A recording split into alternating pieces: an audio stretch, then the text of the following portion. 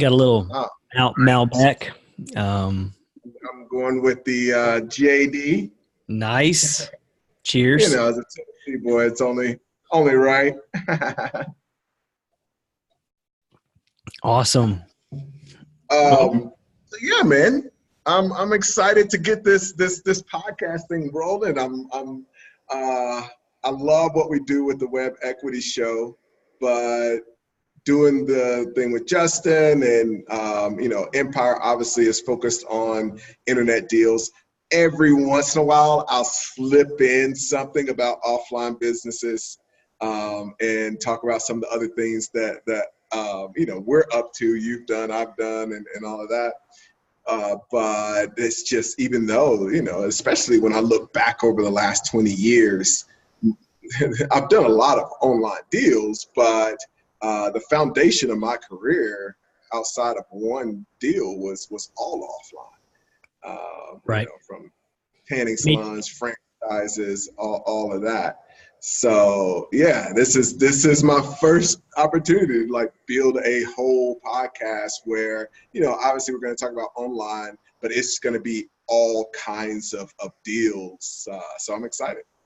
me too, man. Me too. The basis of my career, as you know, has always been offline service businesses. So, and then, with you, I got into online. So I just started thinking today about the diverseness of our, what we've got our fingers in and what we've done. And it's vast. It's huge. It spans a lot. And I'm excited about it too, man. But I really wanted to, get into today. I thought it was a really great your last couple of videos that you put out on YouTube were really interesting to me because it really got at kind of the inner life, figuring out what you wanted to do, playing games that paid in 20 to 30 to 40 years, building a skill set that being conscious about what you're doing and why you're doing it. And that really intrigued me. So I thought it was great. And I just wanted to talk to you a little bit more about that. And in particular, in the video where you talk about play stupid games, win stupid prizes, the one where you talked about how you did the exercise with the therapist, that you're like, why didn't I do this as a kid? And as you know, I have a bunch of kids and Yeah, definitely, man. and for the listeners, I have 7 children with my wife. It's pretty amazing. They drive me nuts and I love them at the same time. Got great balance, it's balanced. Yeah, It's all or nothing is what it is. for real. I mean, it's like once you get to like 4, it's like, hey, let's keep rolling with this thing. What's It's another out one? the system. It becomes it's like, just like in businesses. Just You like a perfect business. the system and That's so production true. time high. It's good. It's good.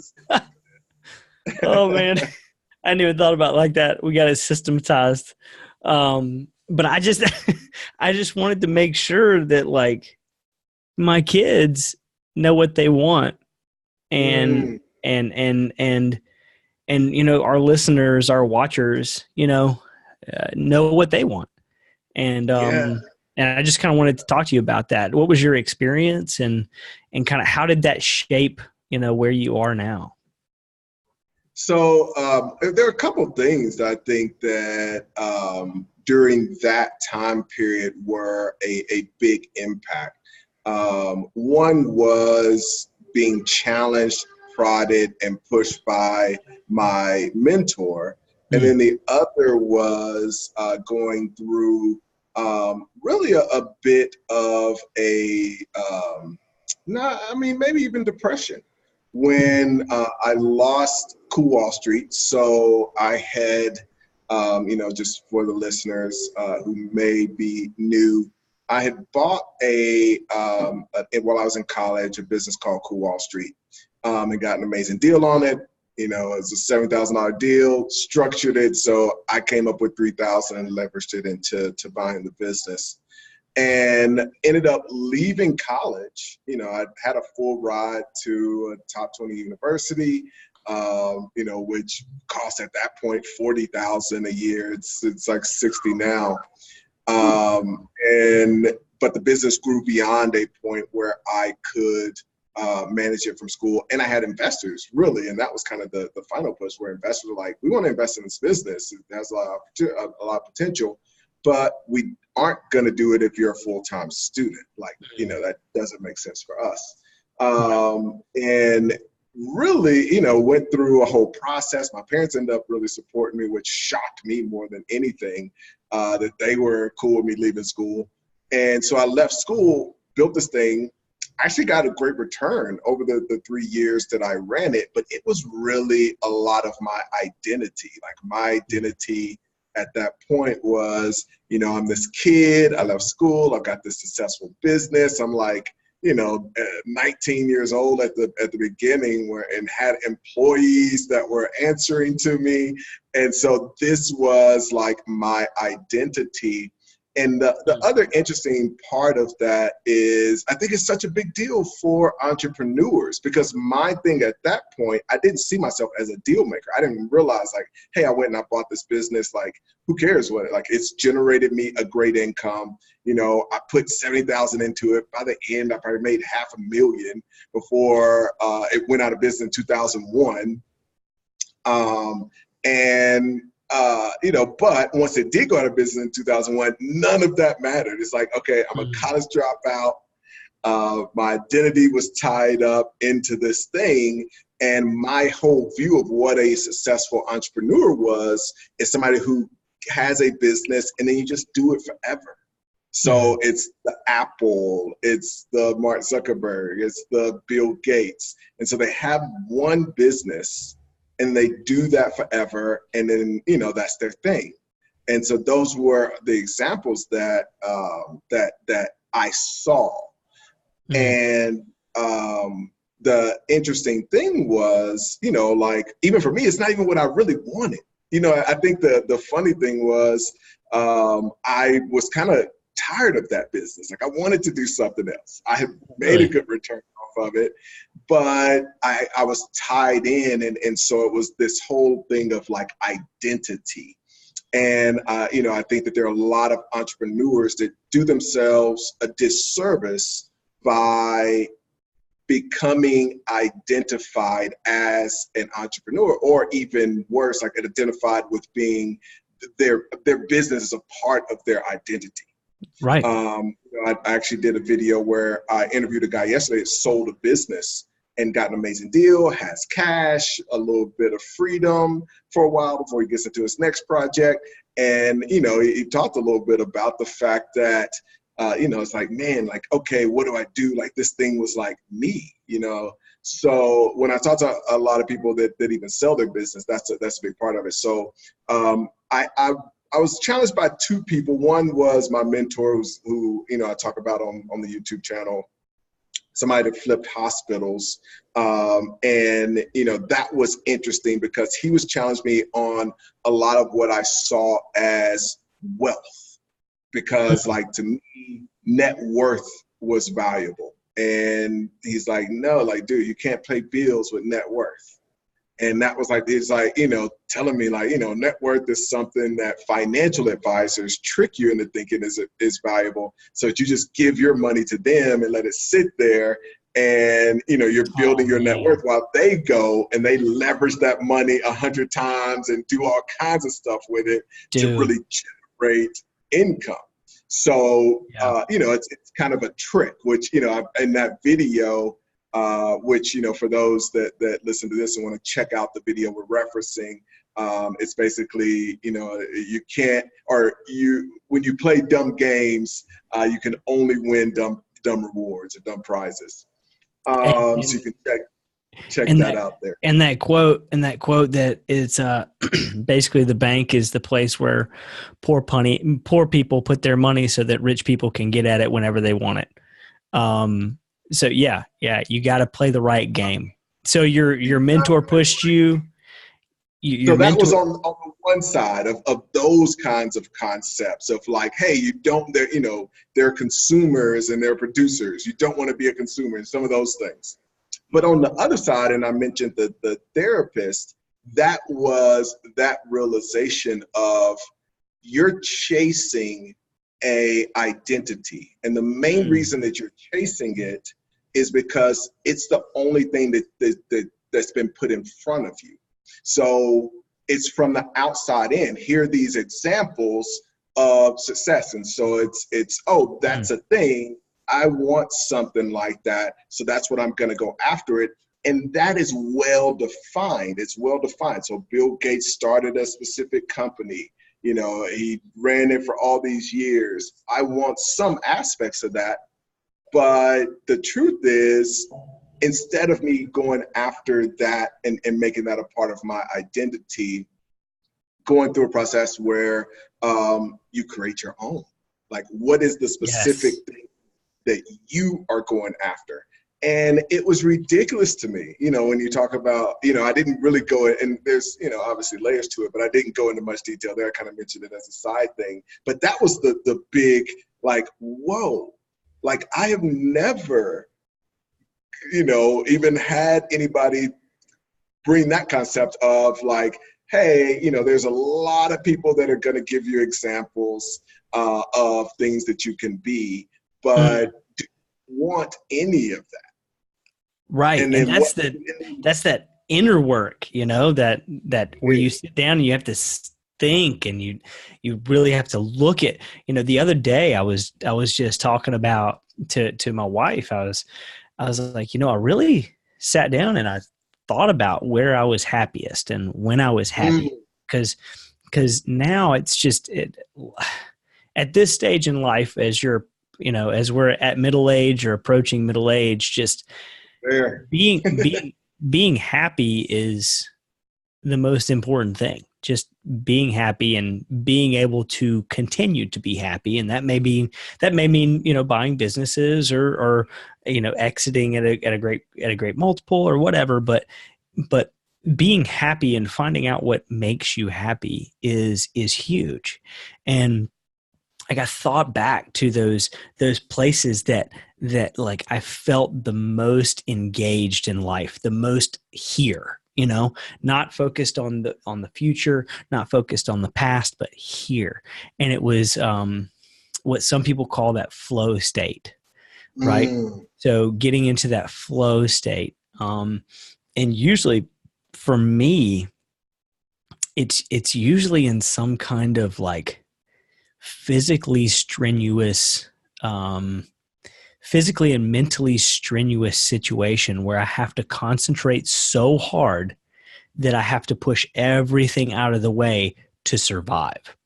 Like, mm, literally, it is. I guess I'm an adrenaline junkie. yeah. Honestly, that I have to be. I'm living on the edge, whatever it is. Um, and I have to concentrate so hard to stay alive. And so I just started thinking about what makes me happy, and it's and Mm, it's really just getting in tune with that flow state. And whether that's being in a negotiation, or being on the phone, or talking with you right now, which kind of feels like a flow state. Um, that's what makes me happy. And I don't know. I just want to get back to that place as much as possible. And if yeah. people will actually think back to the place where you were the most happy, or you felt the most engaged, you felt the most alive, that's where you need to be. And figure out how deals can take you there. And that's being happy, That's a man. big part of it. I mean, I feel like, you know, we say, what do you want to be? Or like ask, what do you want to Yes. be when you grow up? And so you really focus on becoming something. And it's powerful some people do ask this, but it's like, what do you want to do? Mm-hmm. But really focusing on those specific things of like, what do you want to do? Like, what are the activities that you want to fill your life up with? Because Yes. that's all you're going to be, is the things that you end up doing. And that whole identity thing of like the person that wants to become a doctor, Mm. And, I think for our space, it is this idea of, a lot of the people that we're looking up to on social media, people are trying to become like those folks. So you see Yes. somebody on Instagram and, the goal is, hey, I want to be like that person. And you look at what they're doing and it's like, do you really want to do that? And do you really want to fast forward 20 years and see what's the person who's doing this thing now? What are they going to be doing in 20 years? And that's kind of a little bit of the crux of that video. So it's a cool thing to think about and to conversate. What I was talking to an employer today, a guy who employs a bunch of people, and he asked me my opinion on a person that I knew that was applying for a position with his company. And I said, um, they seem to be a moldable person. They seem to be maybe a good fit for your organization. And you know what he said? He said, Well, he said, uh, I don't know about this guy. He seems to want to be something that he's not. mm, that's a big deal, Like, man. yeah, like cuz he had been around this person and seemed to not want to be who he was. And Mm, he was like, I only want to hire people who want to be who they are. yeah, And and that's a big like deal. and concentrate on being who they are. Know what they want Yeah, and want to be that person. Um, it's and that it, was it's. powerful. Go ahead. That was powerful to me. I was just like, Yeah, wow. yeah. Okay. I think it relates to a lot of the folks that I have conversations with when you're talking to somebody like, man, like I want to be worth $100 million, or I want to be a billionaire. You have these. It's cool to want these big things, and when you really break it down, it's unfortunate because if the more you feel like you want something and deep down in your heart you don't, Mm, um, you're never going to go hard to achieve anything. And so, yeah, it really does. It goes back to there are too many people getting told what they want. And today, I talk about me with Bill Gates and Steve Jobs. I had to search for those guys and read about them. There wasn't social media or any of right. that telling me like, oh, like this guy. I didn't know what they had for breakfast. I didn't know where they vacation. I didn't know any of that stuff. Didn't know And what they it's wore every day. yeah, and it was still was like, hey, like I want to be like these guys and become this thing that I'm not in touch with at all. So now that people are, on social media and you have like this constant repetition of this Mm, is what you should become, this is who you should be, these are the things to aspire to, and it's not something that's really like from your own soul, as opposed to getting it fed from the outside. You're never going to become who the person is that you really do want to become. and So it becomes, I think the real powerful thing is being able to say no to so many things. yes. And that's what that guy's picking up on, somebody trying to become something or not. It's like, it becomes so easy to say no to everything that's not aligned with who you are once you get clarity on it. That's true. And it comes from inside.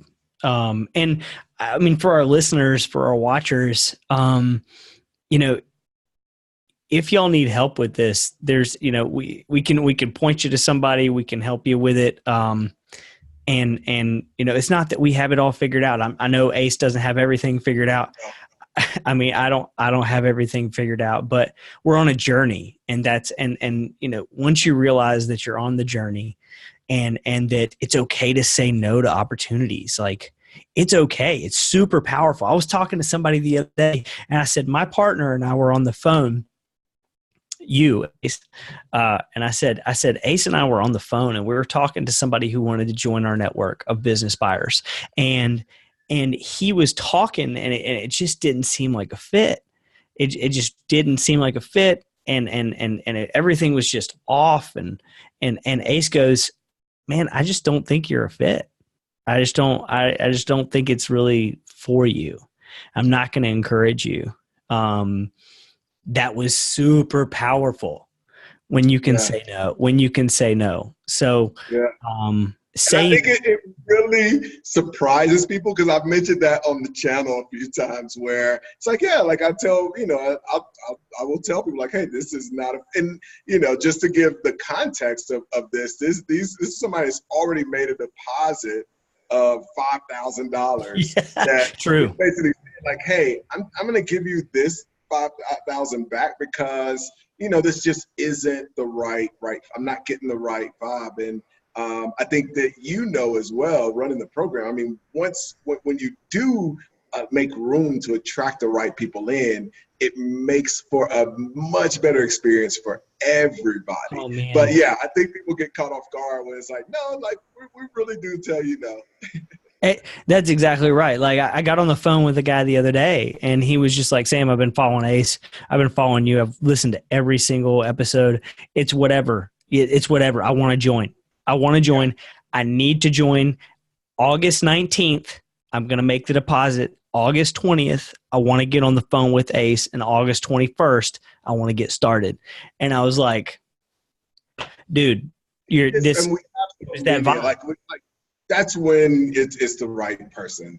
It's just like we have so many of those calls that it's easy to decipher. Okay, no, you're on this. You're not. We've had 10 folks like this, and you're not. You're over here. Let's not let you take up one of the other people's space. It's true, and just like we were talking about with knowing where it comes from the inside. You get vibes from people. I don't. Trusting your gut. And gut means intuition. We have very honed intuition as deal makers because, I mean, you and I were on the phone the other day and a broker had said, hey, we've got a pending deal. We've got a pending offer. And he got me a little bit. He kind of hooked me a little bit. And I talked to you and you're like, okay, well, let's just wait for that offer to come through and see if we can beat it. And why don't you ask them for their input? And he was like, I can't really, you know what? I think I overestimated.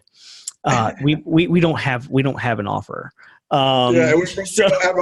Like, we just been talking to basically, it's just nothing. Like there's nothing. It's just you guys. You know what I mean? Like, so great. So, I mean, that was like so classic. Sometimes we talk about this stuff and we forget how classic it is and how often, just these things repeat themselves.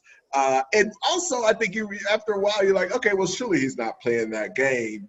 But, you just follow the process. It's like, oh, okay. Yep. Nope. You know what? I think we're going to step back. Oh, wait. And it's that intuition, just like, whether you want to get into business with somebody, whether you want to buy, and here's a quick input about the plumbing. Oh, it's not the plumbing company. I was looking at a plumbing company for sale. I was looking at dry cleaners for sale and I talked to the broker and it looked like a great deal. Talked to a lender because I wanted to do an SBA loan because I think right now is just a fantastic time to take advantage of SBA. And I think the down payments are going to go back up. The interest rates are eventually going to go back up. And I think now is just a great time if you're confident in your skills as a deal maker and a business operator to be able to take advantage of that. Anyway, so I was talking to this broker and I talked to my lender. I have two lenders that I'm looking at right now. And for our listeners, make sure you go to multiple lenders because not all lenders have the same standards. Not all lenders will give you the same percentage rate, the same fees. Just make sure you shop around. So anyway, I was talking to the broker and I said, hey, I need to see the tax returns because my lender needs to look at it and see if he's interested in funding the deal. And she goes, we need an offer before we see you see the tax returns. I was like, you haven't even given me 3 years of P&Ls. Your seller hasn't even given me profit and loss for the 3 years. All you've given me is a cash flow statement that says, hey, this is how much we're making. This is how much we're netting. So, and she goes, we need an offer. And once we do that, then I can let you look at the tax returns. And then she goes, just to let there's a lot of, it's patterns. it is. She goes, just to let you know, a lot of small businesses don't represent all of their income on their tax returns, but we can verify all of the income. And I went, alarm bell. My gut went, okay, if you can verify all of the sales, then why are they not on your tax return? Now I'm thinking the seller is not honest. I don't know what kind of business I'm buying. If the broker's okay with representing a business seller like that, then I don't know if I want to do business with the broker. And I just wrote back and I said, I only make offers based on accurate P&Ls and tax returns. And if you're able to verify all sales and they're not on the tax returns, then I'm not interested in doing business with you because you are not an honest, you're not an honest. I mean, the broker may be honest, but the seller is definitely not been honest on their tax returns. So that means they're probably not honest totally in business. So I don't know what I'm getting. Anyway, gut, think. If somebody says, just to let this guy's the best in the business, just to let he might have had a little bit of impropriety here and there, but he's still the best in the business. Trust your gut. And I think you're really good at that. So, and that's why I'm in business with you. Absolutely, man. So yeah, I feel like this is what this podcast is going to be. It's us riffing, talking about deals, talking specific stories of what's going on in deals that we're doing right now, not imaginary things, not things that we did. Obviously I'll talk about lessons from deals I did 15 years ago. But the big thing for folks is that, we're in the middle. Like when we talk about that deal that Sam was mentioning a second ago, where it was supposedly there was a phantom offer, we are in the middle of negotiating that right now. These are things we're doing right now. So that's what I'm excited about with this podcast is, we're going to kind of dig into some of these behind the scenes, interesting things to look out for the listeners. I'm really interested in, looking forward to getting some of our students, clients, network members who've done some really interesting deals on this podcast as well.